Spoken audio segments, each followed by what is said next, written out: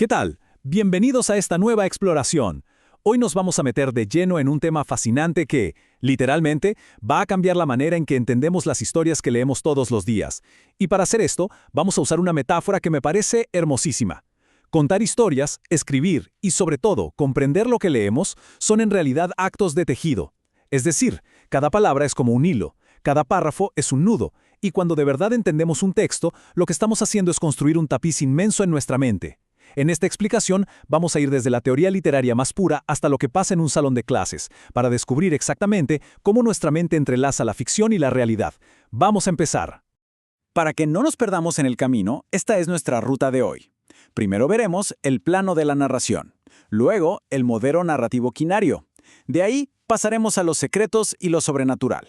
Después entenderemos la lectura como práctica social y cerraremos tejiendo nuestro propio hilo narrativo. Bueno, iniciemos con el punto número 1, el plano de la narración.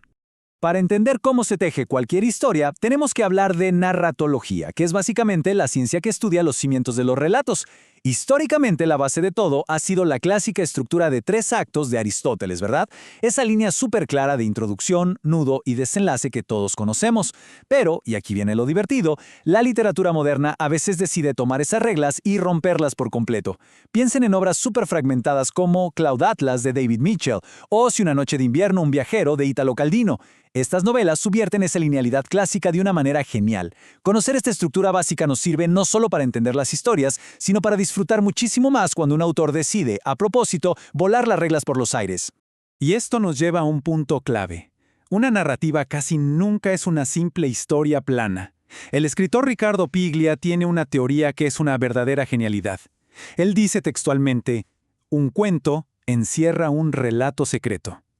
O sea, mientras nosotros estamos ahí, leyendo súper enganchados los eventos en la superficie, resulta que hay todo un sistema lógico distinto operando por debajo, escondido. La verdadera magia de escribir no es solo contarte algo, sino hacer que esa historia secreta emerja de a poco, manteniendo la tensión. Es como armar un rompecabezas donde no te muestran la imagen completa hasta el final. Pasemos ahora a la sección 2, el modelo narrativo quinario. A ver, si la estructura de 3 actos es el esqueleto, el modelo quinario es como la maquinaria interna de un reloj de precisión. Nos da mucho más detalle. Tiene 5 pasos exactos. Todo arranca con un estado inicial, una situación tranquila donde alguien tiene o le falta algo. De pronto, ¡bam!, entra la fuerza de transformación, que es ese evento que viene a arruinar o cambiar esa paz. Esto nos avienta al estado resultante, que es básicamente el caos que quedó. Para arreglar las cosas, aparece la fuerza de reacción, alguien o algo que intenta solucionar el problema. Y finalmente llegamos al estado final, que nos muestra cómo quedó todo después del huracán.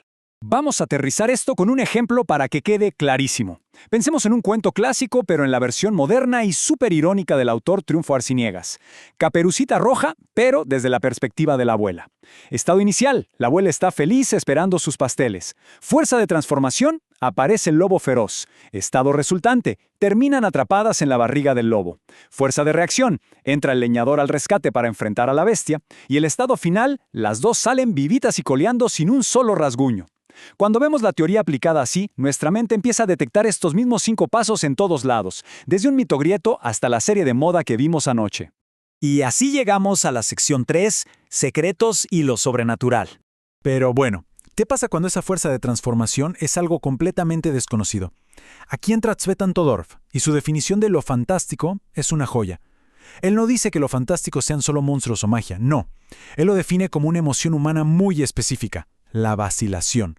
Es ese microsegundo de duda que experimentamos cuando conocemos las reglas del mundo natural y de repente vemos algo imposible. ¿Estoy loco? ¿Es un truco? ¿O de verdad hay otra realidad operando aquí? Justo ahí, en ese instante de pura incertidumbre, es donde vive el género fantástico. Y claro, esto no se queda atrapado en los libros, lo vemos todo el tiempo en la narrativa visual moderna. Piensen en franquicias enormes como Animales Fantásticos. Cuando vemos a esas criaturas imposibles interactuando con los humanos en calles normales y corrientes, la historia nos exige a nosotros, a la audiencia, poner de nuestra parte. El asombro, el miedo o la duda ante lo desconocido no están solo en la pantalla. Nosotros somos los que experimentamos esa vacilación de la que hablaba Todorov. Vamos ahora a la sección 4, la lectura como práctica social. Si somos nosotros los que tenemos que aportar nuestra imaginación, Entonces, decodificar una historia definitivamente no es algo que hacemos solos. Es un valle complicadísimo entre la narración, el relato y la historia. Para entrar en un universo narrativo, el lector necesita conocer los códigos que usa el autor. Y esos códigos no se inventaron de la nada, son acuerdos culturales. Escribir y leer son, en el fondo, un contrato social. Si no compartimos esa misma base cultural, el mensaje profundo simplemente nos va a pasar de largo.